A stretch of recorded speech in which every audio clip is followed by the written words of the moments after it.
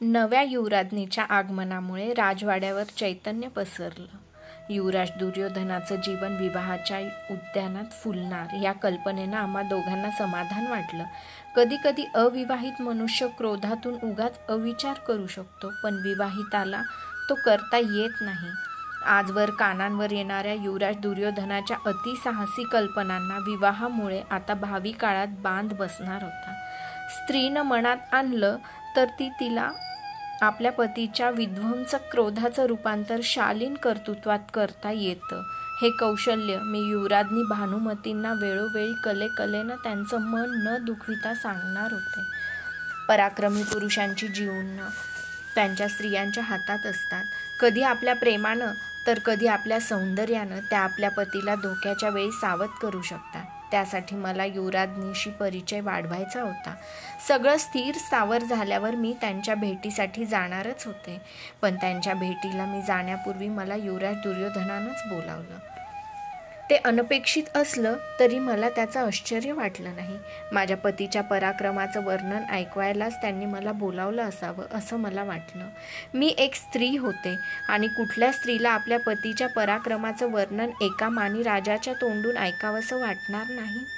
राजमाता कुंती देवींनी दिलेला निळ्या रंगाचा तोच शालू नेसून मी माझ्या मृणाल नावाच्या दासीला घेऊन त्यांच्या भेटीसाठी जाण्याचं ठरवित होते.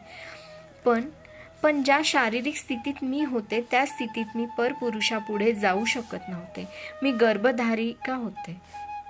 शेवटी निर्धार करून मी मृणालकडून माझी प्रकृती ठीक नसून आपणच निसंकोचपणे माझी भेट घ्यावी असा निरोप धाडला.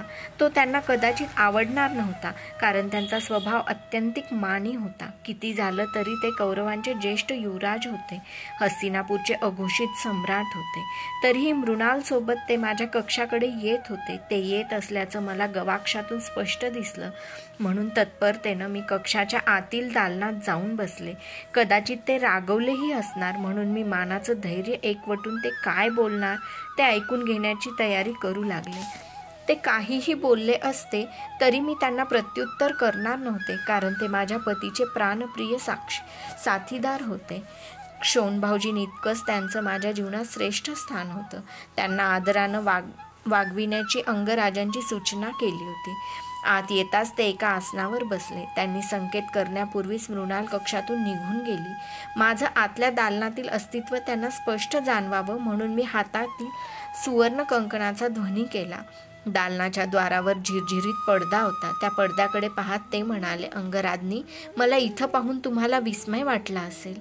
नाही, आपणच इथं यावं असा परतीचा निरोप मला पाठवावा लागला याचा मलाच खेद होतो आहे, पण माझा नाईलाज होता. मला आपली अडचण समजली आहे, दासीनं ती सांगितली आहे आणि म्हणूनच मी स्वतः इथं आलो आहे आणि त्याचा आपणाला विस्मयही नसावा. नाही, आपण सर्वांसाठी कौरवराज आहात, पण माझ्यासाठी शोणभाऊजी इतकेच निकटचे आहात. त्याची जाणीव ठेवूनच मला इथं येताना संकोच वाटला नाही. शिवाय ज्या कामासाठी मी इथं आलो आहे त्यासाठी अन्य कुणालाही मी आपल्याकडे पाठवू शकत नव्हतो. असं आपलं कोणतं महत्त्वाचं काम माझ्यासारख्या सामान्य स्त्रीकडून होणार आहे? आपण सामान्य नाही. कर्णपत्नी कधी सामान्य असूच शकत नाही. आपल्या कामासाठी ही स्तुती आहे असं मी कसं समजू? नाही, ही स्तुती नाही, ही वस्तुस्थिती आहे. आणि आज पुन्हा एकदा आपण सामान्य नाही हे सिद्ध करण्याची वेळ आपणावर आली आहे. असं कोणतं असामान्यत्व सिद्ध करणार आहे मी आज? आपण जाणताच आहात की अंगराज आणि मी स्वयंवरासाठी कलिंगाच्या राज्यात गेलो होतो. कलिंग कन्या भानुमतीला घेऊन मी आलो आहे, पण तिनं स्वयंवराची माला माझ्या कंठात घालण्यापूर्वी एक विचित्र अट घातली होती. कोणती अट? त्या अटीला मी होकार दिला, तोही केवळ आपल्याच विश्वासावर. आपल्या उभयंताच्या वैवाहिक जीवनात माझ्यामुळे आनंद फुलणार असेल तर आपण माझ्या पतीचे प्राणप्रिय स्नेही आहात म्हणून हवं ते करीन. अट कसली आहे? तिची इच्छा आहे की अडखळू नका कौरवराज, स्पष्ट बोला की अंगराज कर्णानं आपल्या प्राणप्रिय सखीशी विवाह करावा. त्याच्या उद्गारांनी मी सुन्नत झाले, पण क्षणभरच. लागलीच स्वतःला सावरून मी धैर्यानं म्हणाले, पण अंगराजांची याला संमती आहे काय? दुर्योधनासाठी कर्ण काहीही करू शकेल हे अजूनही सिद्ध झालेलं नाही असं वाटतं की काय आपल्याला? प्रश्न तुमच्या आणि केवळ तुमच्या संमतीचाच उरला आहे. ती मिळविण्यासाठीच आपण परस्पर इकडे यावं हे अंगराजांनी तर आपणास सुचविलं नाही. छे, त्यांना यातलं अजून काहीच माहिती नाही.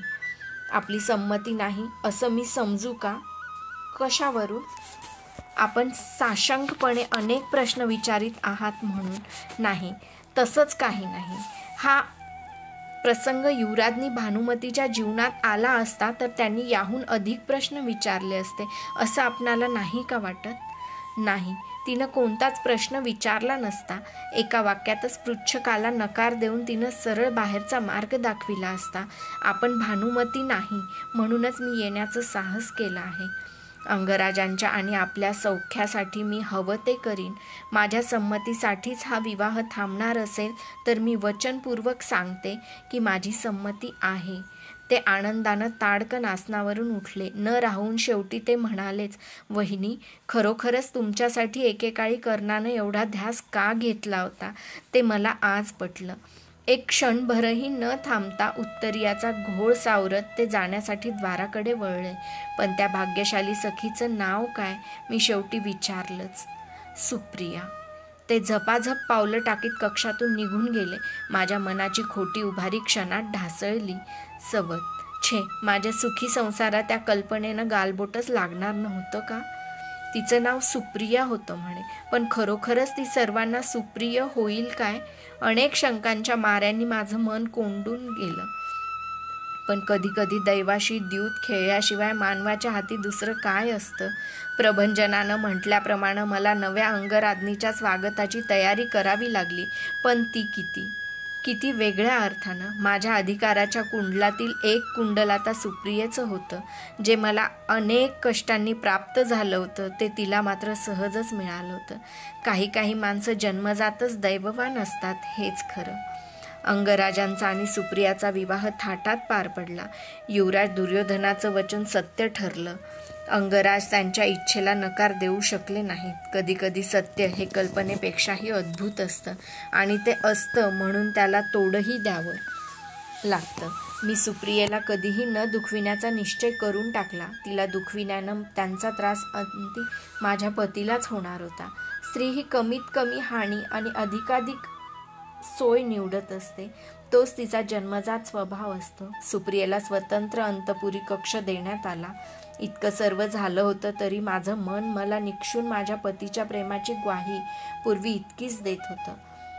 त्यांचं माझ्यावरचं प्रेम तर कधीच रतीभरही कमी झालं नसतं. गंगेकाठच्या ओले त्या उत्तरीयानं आठवण ते कसं काय विसरणार होते? सुप्रियेनं मात्र माझ्यावरही ताण केली होती. माझ्या सर्व कल्पितांना तिनं प्रचंड धक्काच दिला. ती इतकी समजूतदार होती की विवाह होताच सर्वात अगोदर तिनं माझीच भेट घेतली. मला विनयानं वंदन करून ती म्हणाली, ताई, मी आपली कनिष्ठ भगिनी आहे. आपणच मला जीवनदान दिलं आहे. तुम्ही संमती दिली नसतील तर अंगराजांचं नाव ओठी ठेवून मरण स्वीकारणं हाच माझ्या पुढे मार्ग होता. माझं त्यांच्यावर निरतिशय प्रेम आहे. हस्तिनापुरातील कुंडलं मला मिळाली पाहिजेत असा मी ध्यास घेतला होता. सुप्रिये, ठीक झालं तू आलीस ते. इतक्या विक्रमी पतीला सावरायला नाही तर मी एकटी असमर्थच होते. त्यांचं मन कशानंही दुखवलं जाणार नाही याची काळजी घे. लक्षात ठेव, मोठ्या माणसांची दुःखही तशीच मोठी असतात. ती निवारण्यासाठी त्यांच्या पत्नीला केवळ ध्यास आणि प्रेम असून चालत नाही तर धैर्य आणि संयम असावा लागतो. अनेक शंकांनी झाकाळून गेलेलं माझं मन तिच्या केवळ दर्शनानंच निर्धास्त झालं. हरिणीसारखे डोळे असलेली ती हरिणीसारखीच निष्कपट निरागस होती.